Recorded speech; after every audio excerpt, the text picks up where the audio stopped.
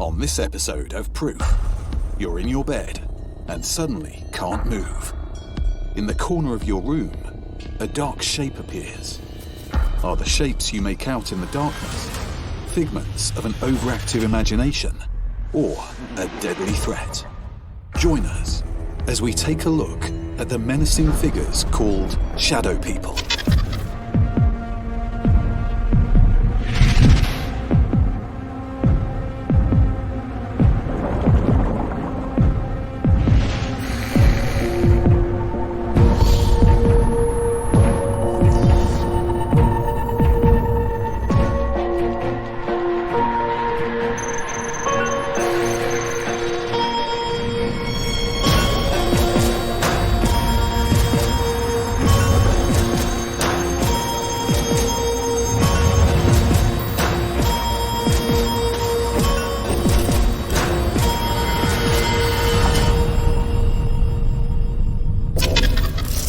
After a long day, the thing most people look forward to is sleep.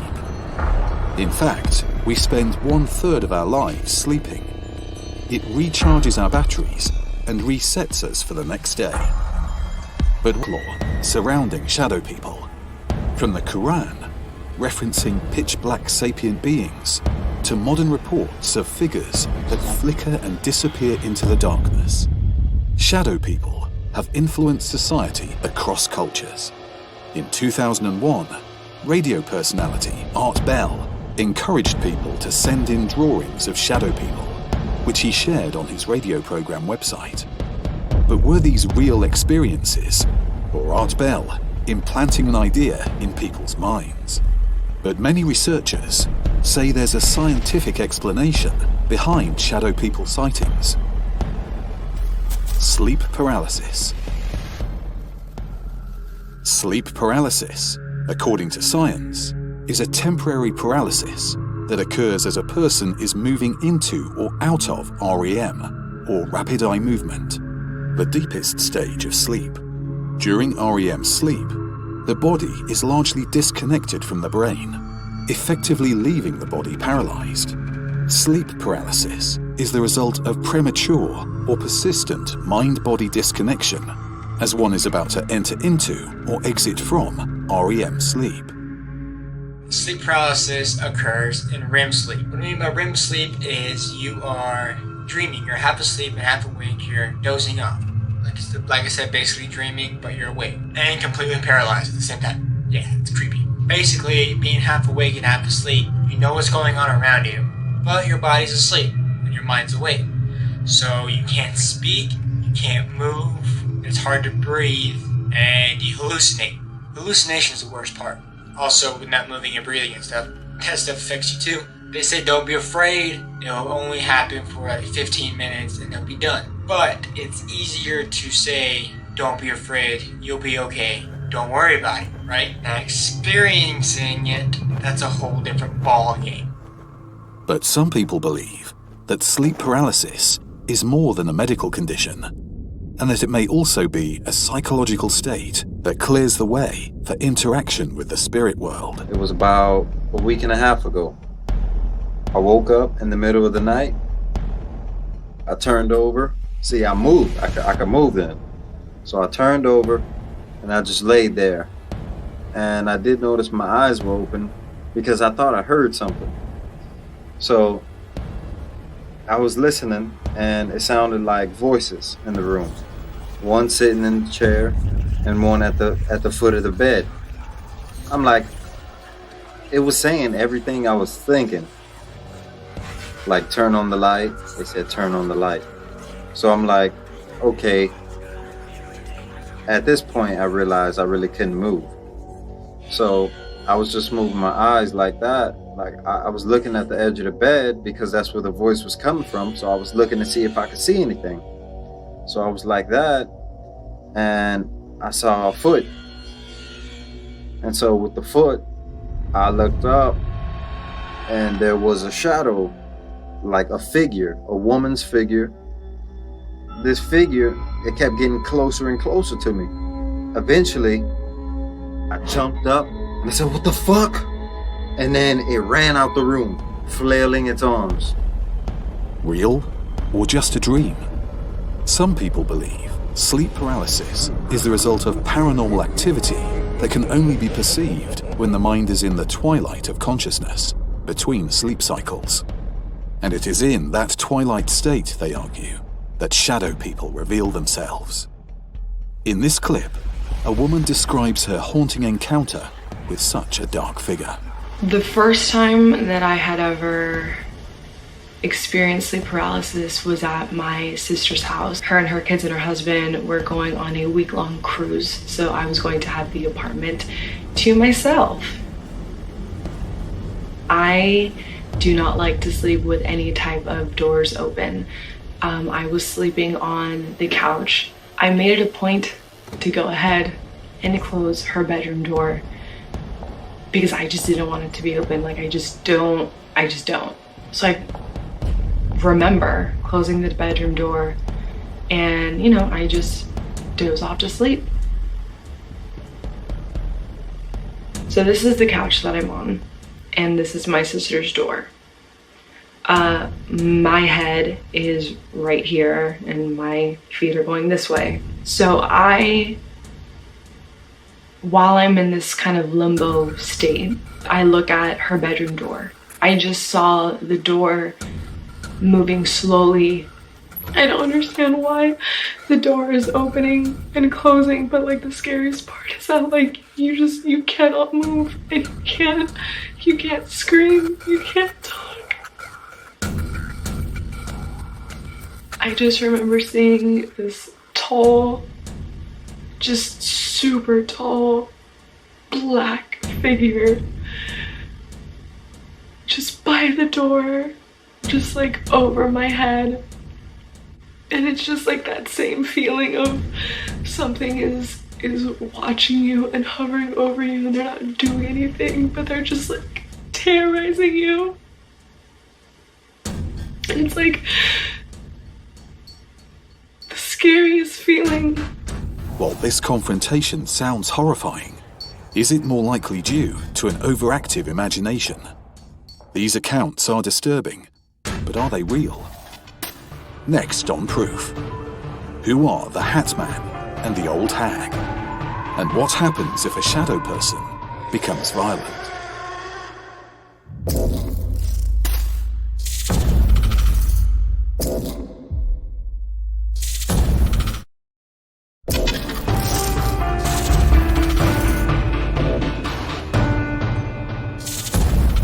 We've just heard about sleep paralysis and had a testimonial about shadow people. Are there any more specific shapes these shadow people take? One figure stands out amongst them all. He's become known as the Hat Man. Those who've seen him describe a shadowy figure with a flat-brimmed hat and red eyes. Still on the lore of sleep paralysis, experiencing the hag, the guy in the top hat, the red eyes, basically seeing a shadowy figure, a demonic figure. At first you don't see it, you feel a supernatural feeling, presence, like something's there. The room starts to get completely dark, you're trying to move, you get up, natural instinct, fight or flight, and you just can't move, and you're trying to scream for help, and no one can hear you, and the worst part is fighting it. And that's what makes you more scared, because you can't do nothing. It's like you can't swim, but it can get pretty terrifying. It's worse than the feeling you get when you're half asleep and half awake and feel like you're falling. I just felt like there was somebody kind of around. Y me estaba observando, era un tipo como un señor, digamos, ¿no? All around the world, people are experiencing the same terrifying vision in their sleep. It was just a black silhouette, completely black. I couldn't make out any features. I never saw a face or eyes, but just this dark kind of outline of a man. 戴着类似蓑衣那样黑色边帽，但是看不见脸。 A tall man with some type of a brimmed hat. There was three of them for me, and the one in the middle was always the guy in the middle who had a hat on. It was obviously the boss. У них лидер мужчина в шляпе цилиндре. Они меня пугали, утаскивали душу на ночь. Tenía un pánico, digamos, pero no me podía mover. When your heart is beating, so fast you think you're gonna die. Everywhere around the world, people are experiencing the same terrifying vision in their sleep. Why are people everywhere having the same nightmare? Collecting accounts from forums, chat rooms, and interviews, there are some common themes. He is dark, he is featureless, he wears a hat. And when people see him, they feel paralyzed, unable to speak. A crushing sense of breathlessness, like something evil is pressing on their chests. And when they're finally able to move, he's gone. I haven't seen him in years, but I fear him. I do for sure. Someone who might be able to make sense of all this is Chris French from the University of London. I think it is a real challenge for the kind of scientific explanations to explain why some of these themes seem to crop up time and time again. Chris is a psychologist who studies paranormal experiences. He says people who see things like the Hat Man aren't crazy or lying. That fear and that vision is real. But the explanation could possibly have more to do with culture. If you look at the way it's interpreted across different cultures, that's absolutely fascinating because you've got the same core experience, but it's kind of got this cultural overlay. This as they slept. In ancient Greece, a doctor wrote of a demon that visited his patients at night and pressed upon their chests. Similar spectres appear in folktales told from the Arctic to Japan to Newfoundland. So, is this Hat Man real or just a legend? How does he relate to shadow people? The old hag is another shadow figure that's been witnessed for centuries. In many cultures, when sleep paralysis strikes, it's attributed to her. One night, I was sleeping. I sleep on my stomach most of the time, and this time, it wasn't anything different. So when I woke up out of my sleep, I just feel like something on top of me, on my back. And it was right in my back.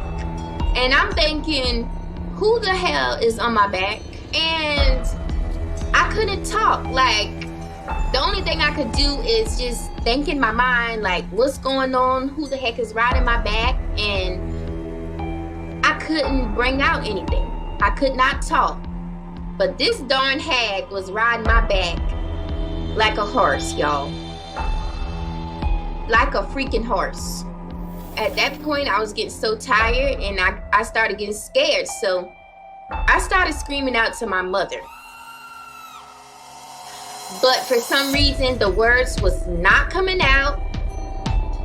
She could not hear me. Nobody could hear me. But I was screaming. So I guess when the hag is on you, most likely if you're talking or screaming or whatever, nobody's gonna hear you. But could these encounters ever become violent? Though many have reported being watched, there have been an increasing number of stories where the shadow person was violent. Here are some accounts found on online forums. Always I've been chased. They have blocked my doorways and tried to scratch or make physical contact with me. On 2 occasions, I've had small scratches on my side, my right side, always after an encounter. During my attacks, the shadow people are the ones that do it. The Hat Man simply stands in the background, watching. One of the shadow entities lunged at me. The other reached out to scratch me. I wrestled with the shadow people. Landing enough punches, they retreated behind the Hat Man. When I checked my face in the mirror, the left side bore a slap mark. These stories are frightening, but are they enough to convince you that what these people are talking about is real? Next on Proof, our experts on each side of the argument weigh in. There's people who have been physically harmed.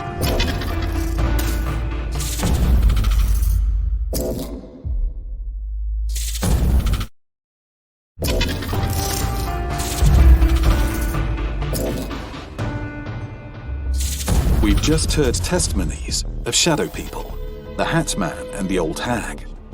But are these the nightmares of half-asleep people? Can sleep paralysis explain this phenomenon? We ask our experts. Our believers are paranormal investigator Jin Kelley and celebrity psychic and empath expert Shauna Grace. Our expert skeptic is mathematician, astronomer and author Robert Sheaffer. I'm Jin Kelley, and I've been independently researching shadow people for approximately 20 years.